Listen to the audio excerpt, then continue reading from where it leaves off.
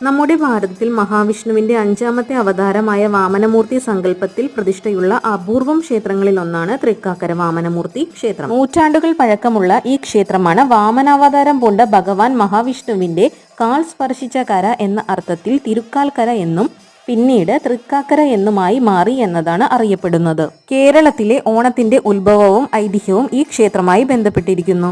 വാമന ഭാവമാണെങ്കിലും പ്രതിഷ്ഠ ചതുർബാഹുവായ മഹാവിഷ്ണുവിന്റേതാണ്. തമിഴ് വൈഷ്ണവഭക്ത കവികളായ ആഴ്വാൻമാർ പാടിപ്പുകഴ്ത്തിയ 108 ദിവ്യദേശങ്ങളിലൊന്നുകൂടിയാണ് ഈ ക്ഷേത്രം. മഹാബലി ചക്രവർത്തിയെ വാമനൻ തന്റെ പാദസ്പർശത്താൽ പാതാളത്തിലേക്ക് പറഞ്ഞയച്ചത് ഇവിടെ വെച്ചാണെന്നും ഭഗവാന്റെ പിറന്നാളായ ചിങ്ങമാസത്തിലെ തിരുവോണം നാൾ തന്റെ പ്രജകളെ കാണാൻ ഭൂമിയിലേക്ക് വരാനുള്ള അനുവാദവും മഹാബലിക്ക് നൽകി എന്നതാണ് ഐതിഹ്യം. വൈഷ്ണവ ശിവശക്തികൾ ഉപദേവതാ ചൈതന്യ സമേതം നാടിന് പുണ്യമേകി നിൽക്കുന്ന ഇവിടുത്തെ ആഘോഷങ്ങളിൽ അലിഞ്ഞു ചേരാൻ കൊതിക്കാത്ത ഭക്ത മനസ്സുകളില്ല എന്നതാണ് പരമാർത്ഥം.